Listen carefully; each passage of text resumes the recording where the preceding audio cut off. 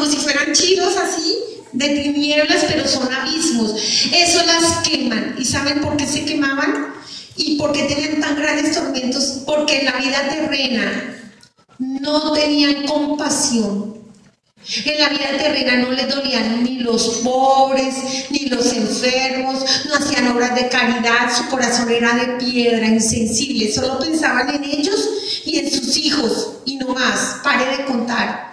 Y esto era el grande sufrimiento. Allá ellas, sobre todo las de las partes medias, ven las consecuencias de la vida terrena. Cuando morimos, vemos la huella que hemos dejado cuando hemos pasado por la vida terrena. Cada persona a la cual hicimos daño, cada persona a la cual nos burlamos de sus sentimientos, cuando enamoramos a alguien, lo ilusionamos, jugamos con esa persona y la botamos con una bolsa de basura, miren qué pecado tan grave contra el primer mandamiento es este. Qué terrible es insultar a alguien, hablar mal de alguien, la lengua, Dios mío, qué fácil hablamos, qué fácil criticamos, qué fácil descalificamos a alguien, pero ellos allá sufren, porque yo le muestro a cada persona, usted se burlaba de ella y le decía que era una marrana, un gordo, una fea, ella qué sintió, cómo se acomplejó, cómo su vida se le volvió panicos, cómo no se sentía contenta con ella, cómo se sentía con complejo de inferioridad. Eso es matar. Esta persona era una buena persona, pero cuando usted se acercó y la maltrató, empezó a odiar. Este era un niño inocente que tenía su alma limpia y hablaba con Dios y jugaba con el niño Jesús, y usted se acercó y lo violó y lo maltrató y le destruyó su vida. Eso es lo que se ve en el purgatorio. ¿Quiénes están en el purgatorio? Los que han pedido perdón, los que pidieron perdón y Dios los perdonó, los que se arrepintieron, los que clamaron a misericordia de Dios y la misericordia de Dios llegó y no se fueron para el infierno, pero no repararon el pecado, el mal que hemos hecho. ¿Y cómo se ayuda? ¿Cómo se puede reparar el pecado? Es muy complicado. Hay que empezar acercándose con la confesión, a los sacramentos, a la vida sacramental, a la oración, al rosario, a la Virgen y adorando. Porque la adoración ayuda a reparar nuestros pecados. En la adoración Dios nos pone a orar por la iglesia, por los sacerdotes, por el Papa, por las religiosas, por las vocaciones, por los pecadores. Y empieza ahí de un acercamiento a Dios, a un acercamiento a quien nos puede sanar y a quien nos puede ayudar a reparar. Yo a usted le insulté, la dañé, la humillé, la eché del trabajo, la puse a aguantar hambre. Me confesé, Dios me perdonó, pero ¿cómo hago para que esta mujer a la cual yo destruí, a la que me burlé, a la que le eché del trabajo injustamente y la puse a aguantar hambre, cómo hago para que ella me perdone? Y ahí es donde Dios empieza a ayudarnos a nosotros a sanar a esa persona a la cual yo le hice daño. Y después están las obras de caridad. Y mirar que yo si yo tengo necesidad, hay gente que sufre más que yo. Si yo tengo hambre, hay gente que tiene más hambre que yo. Si yo sufro, hay gente que sufre más que yo. Cuando yo estaba en el hospital, que me di cuenta que había gente que sufría muchísimo más que yo. Que había gente que tenía a sus familiares aguantando hambre y muriendo de hambre, niños solos, porque ya estaban quemadas. Y yo tuve un caso de la señora que estuvo al lado, que se quemó con gasolina y se incendió todo su cuerpo y se infectó. Y se estaba muriendo y ella sufría pensando que su marido estaba afuera sin comer porque no tenía con qué comer y no tenía dónde dormir porque se vino desde el pueblo con ella. Y ella que pensaba que sus hijitos se habían quedado solas y que una vecina pasaba y les daba comida. Eso es lo que quiere Dios, corazón misericordioso. Y lástima que a veces uno necesita buscar que recibir una herida para tener compasión con los que sufren más que nosotros. ¿Qué hacían? ¿Por qué las almas del purgatorio tenían esos huecos? Por consecuencia del mal que hicieron, del daño que le hicieron a los demás, por consecuencia de los pecados de omisión. El bien que no hicieron, el amor que no dieron, el pan que no compartieron, la evangelización que no hicieron, la oración que todos tenemos que hacer por la conversión de todos los pecadores. El no acercarme a decirle a él que Dios lo ama y hablarle de Dios. Esos eran sus tormentos de todos ellos. Pero cuando yo sigo más abajo, descendiendo en el purgatorio, yo llegué a unos pantanos. En esos pantanos se quemaba la gente, se quemaba y sus tormentos eran terribles, terribles, terribles, terribles. Esos pantanos eran iniquidad, espantoso, y yo me di cuenta que ahí estaban las personas que habían entregado su cuerpo y su vida a la promiscuidad sexual, a los placeres de la carne. Y cuando yo veo que los que más sufrían, los adúlteros, pecar contra el templo del Espíritu Santo, hacerse esclavo de sus pasiones y en el ánimo de solo buscar placer, utilizar a una persona para que me dé placer, me dé juventud y belleza, y tan pronto pierde belleza, pierde juventud, ya no me da el mismo placer, la boto y me consigo otro. Esto es un pecado gravísimo. Ellas sufrían muchísimo. Para mí fue terriblemente doloroso ver a mi papá cuando lo vi quemándose en un pantano. Cuando yo veo a mi papá quemándose en un pantano, pero quemándose, yo sentí un dolor y grité: papi, ¿usted qué hace aquí? Mi padre gritaba: mi hija, el adulterio, mi hija, el adulterio. Cuando papá estaba vivo, en la vida terrena, papá decía que eso no era pecado tener otras mujeres, porque él era macho, porque él era hombre. En mi pueblo, a los hombres los formaban así, que ser machos era el tomatrago, el que tenía una mano fuerte, que le daba duro a todo el mundo, que no se dejaba de nadie, y el que tenía muchas mujeres. Y eso se sentían orgullosos los hombres. El tomatrago, que podía durar 2 o 3 días tomando y no se caía. Eso era ser macho. Menos mal que aquí no se ve eso, pero allá en mi pueblo sí se veía eso. Aquí, gracias a Dios, a los hombres no los forman así machistas. Pero mi padre sufría cada vez que en la vida, esto vivió en la vida terrena, pero en la eternidad él veía en el eterno presente. Cada vez que mis hermanos aquí en la vida terrena se emborrachaban, gastaban el dinero del bienestar de sus hijos y de su mujer y de su casa en alcohol. Trabajaban durísimo, durísimo mis hermanos, de lunes a viernes, pero el viernes se iban con sus amigotes a tomar, se emborrachaban, se acostaban con otras mujeres en los prostíbulos. Mi papá se quemaba. El mayor tormento de papá era ver cómo mis hermanos se acostaban con otra mujer que no fuera su esposa.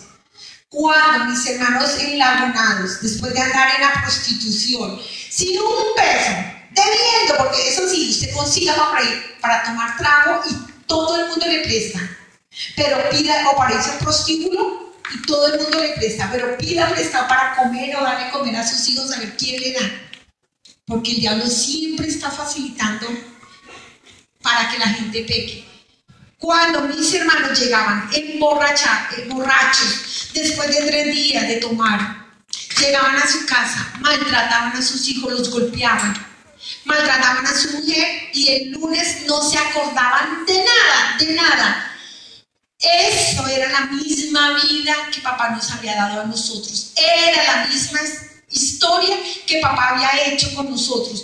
Y mi papá lloraba y lloraba y lloraba de sufrimiento, porque mis hermanos repetían la misma historia, el mismo patrón de conducta de ser borrachos, mujeriegos y tomatragos. Y mi mismo papá a mis hermanos les decía que tenían que ser machos, y ser machos eran ser iguales a él. Pero mi papá tenía doble moral. A mis hermanos les decía que tenían que ser hombres, así tomatragos y mujeriegos.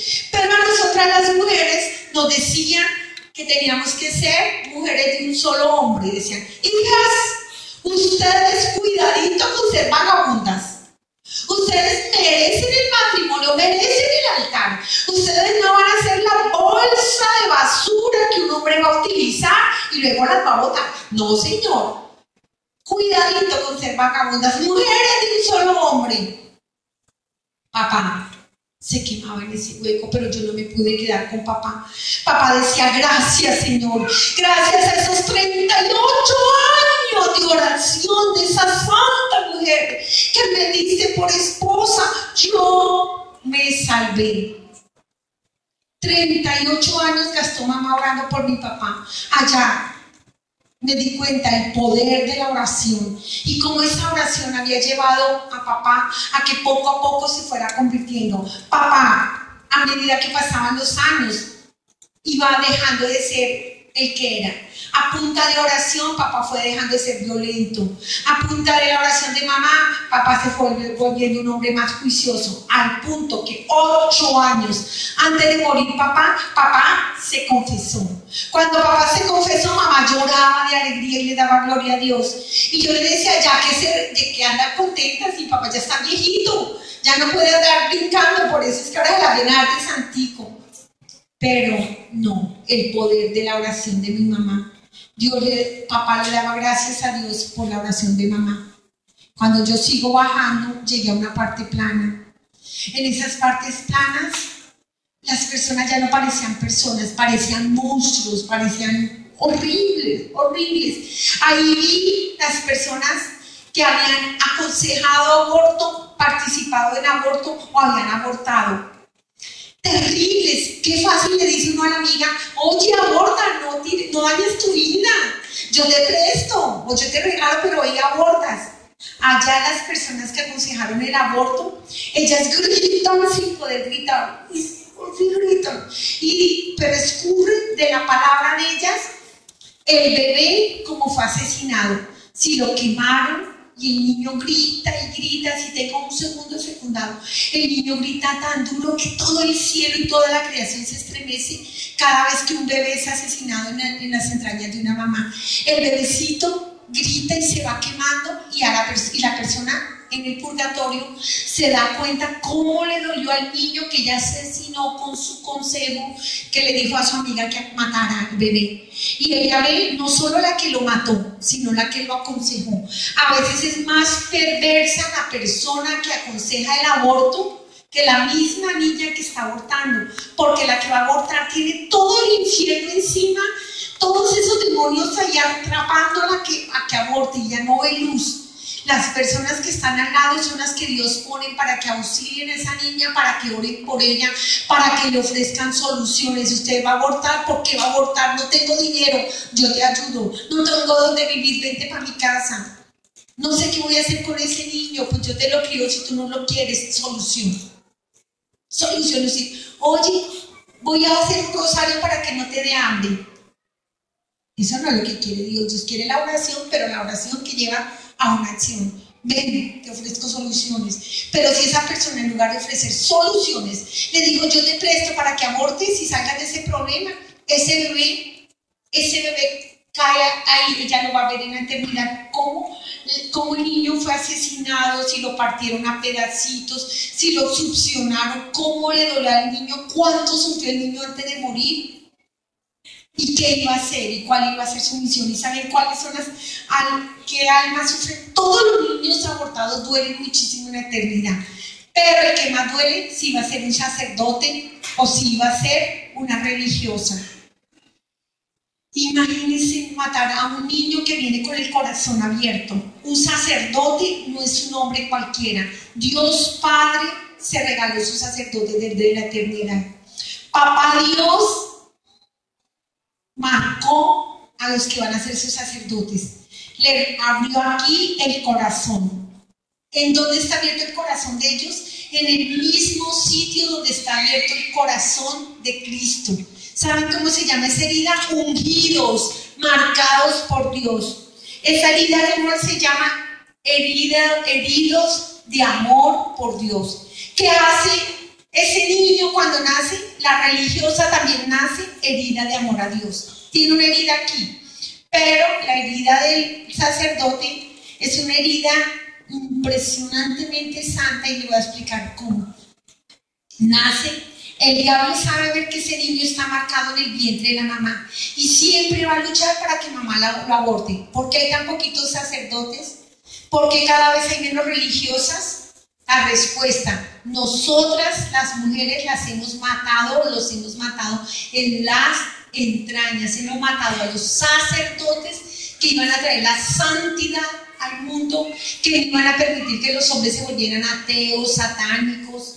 Ellos los hemos matado a las religiosas que son esposas de Cristo, que iban a orar por la conversión del mundo, que iban a orar por la iglesia y iban a orar para que todos los hombres volvieran a Dios. ¿Saben cómo es el ejército, el combate que yo vi allá?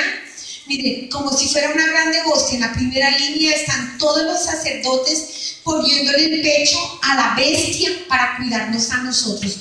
Los demonios más poderosos, más fuertes vienen y se estrellan contra el sacerdote. ¿Y por qué a nosotros nos atacan los demonios inferiores? Porque a los grandes los están atacando a los sacerdotes. Ellos son la primera línea de los consagrados, los hombres marcados por Dios. Solo por la marca que tienen ellos aquí, el diablo se estrella y no puede avanzar porque hay un ungido marcado por Dios. Después, ¿quién está en la siguiente línea del combate? Están las religiosas, esposas de Cristo que renunciaron a su propia vida por amor a Dios y por amor a nosotros. Ellas ayudan a sostener a los sacerdotes con su oración y oran por nosotros y se donan por entero. Hombre y mujer, entregado y consagrado solamente para Dios. Vaso separado para Dios. Vaso consagrado solo para recibir a Dios, misterio de Dios. No para convertirse. Miren el pecado tan grave que una mujer esté enamorando a un sacerdote, que esté enamorando a un marcado de Dios. Ese hombre es de Dios o esa mujer es de Dios. Y que usted venga a coger lo que es de Dios es un pecado gravísimo delante de Dios. Y ¿saben? Después siguen los adoradores del Santísimo y después ¿quién sigue en el combate? Los de los grupos de oración, los guerreros que están orando para traer almas a Dios, y después siguen los católicos de misa de domingo, que escasamente van el domingo a misa y ya, pero bueno, al menos van y se acercan más o menos a los sacramentos, más o menos comprometidos, pero siguen ahí. Después siguen los católicos dietéticos como era yo, que iba el domingo a misa, pero a hablar más de los curas, y después de misa iba del brujo, el adivino, el hechicero, o a ver televisión, o aeróbicos al mundo, y después sigue el mundo entero. Ese es el combate. Entonces, ¿cuál es el odio del diablo? Al sacerdote.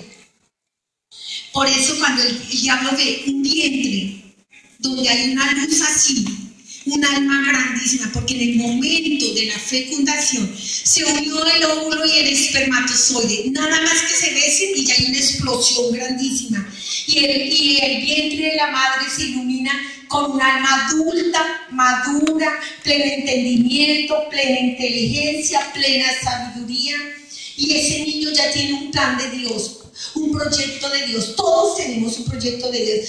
Desde la fecundación hasta que uno tiene uso de razón, Dios juega con la criatura.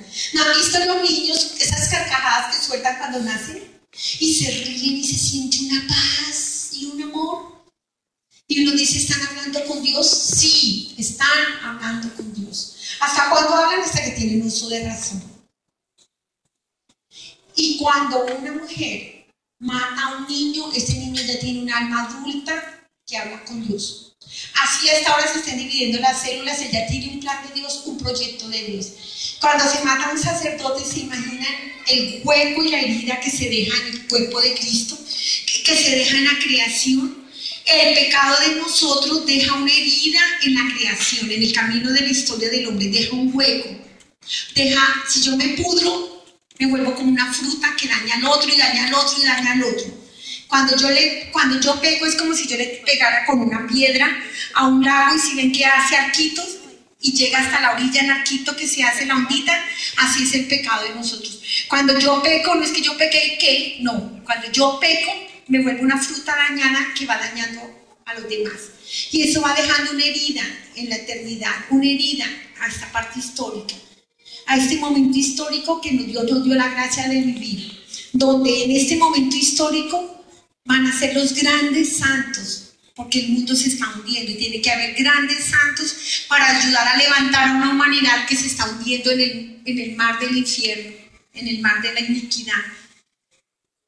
Un sacerdote, cuando él nace y ya empieza a caminar y dice yo quiero ser sacerdote, ¿quién tiene que cuidar eso? La iglesia, los padres, en oración, en ayuno, porque viene un regalo, un misterio de Dios. Alguien quiere ser sacerdote, va a ser un vaso consagrado para los misterios de Dios, para Dios. Y cuando él es ordenado y cuando la iglesia le impone las manos, de inmediato el corazón del sacerdote se une con el corazón de Cristo.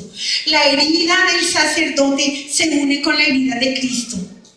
Cuando el sacerdote confiesa, santo o pecador, Dios quiera que todos sean santos, es Cristo que sale del corazón del sacerdote y entra al alma putrefacta, maloliente, llena de pecados. Ustedes vean lo horrible que es un alma en pecado mortal, llena de demonios que chillan, y Jesús con su sangre arranca todos esos pecados y con su sangre preciosa deja el alma limpia como la nieve. El alma, claro, ¿cómo está? Arrepentida de haber pecado, con deseo de no volver a pecar, con dolor de haber ofendido a Dios, con dolor de haber dañado a un hermano, con dolor de haber humillado a alguien. Eso es lo que ve Dios, la sinceridad. Cuando el alma está sinceramente arrepentida y con deseo de cambiar, el Señor lava esa alma y la queda limpia como la nieve.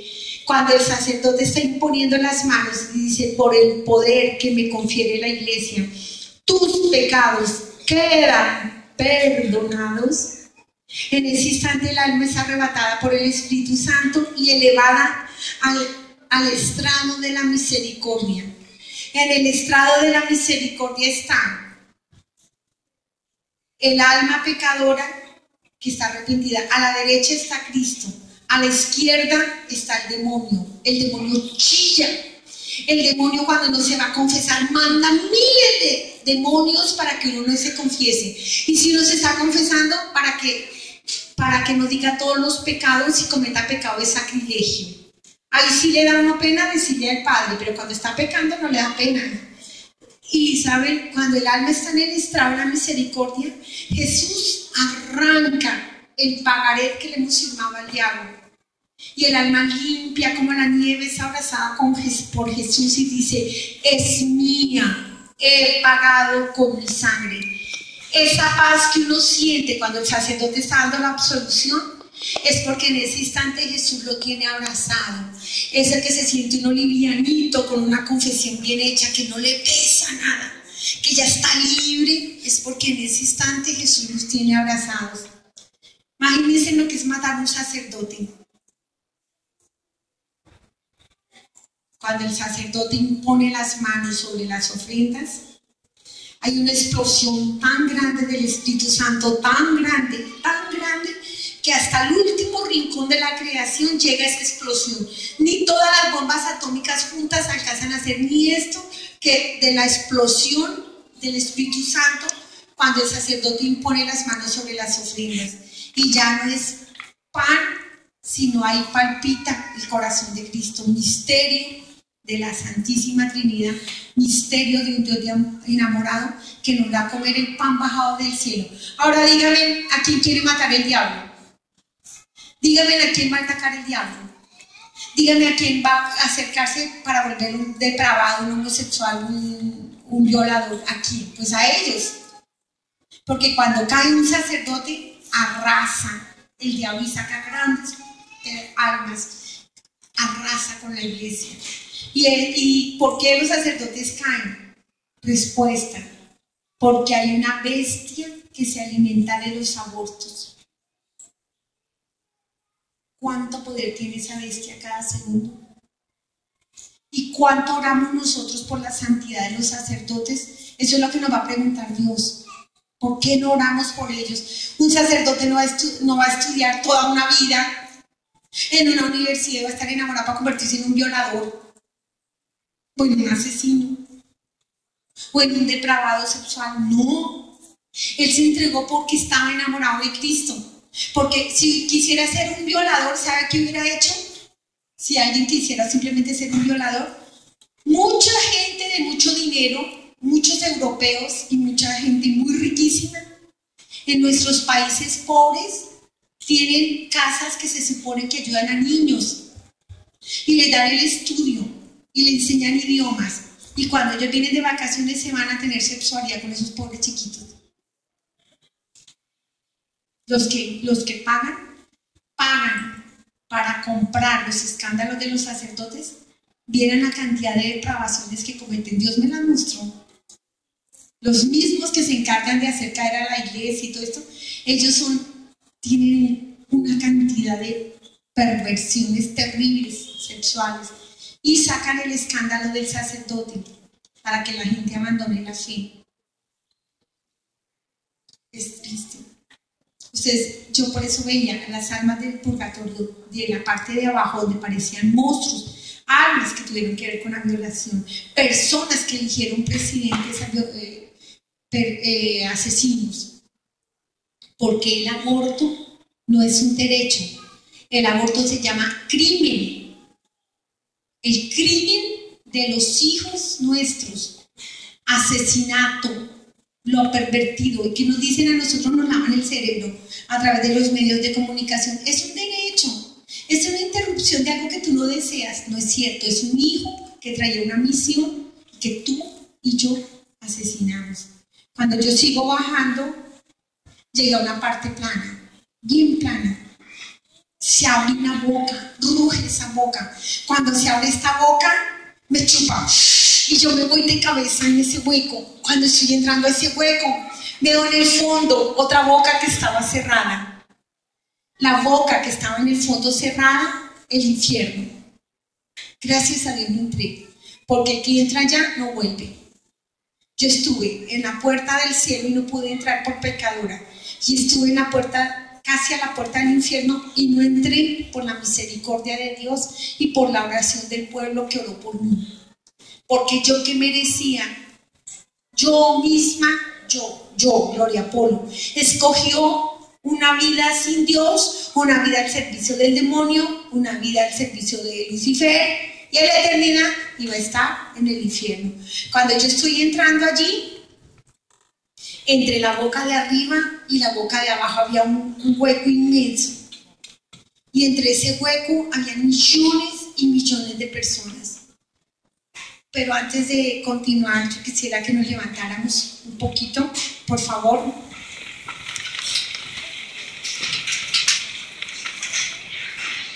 Y vamos a poner nuestra mano en el corazón y vamos a pedirle al Espíritu Santo que nos regale el don y la gracia de tener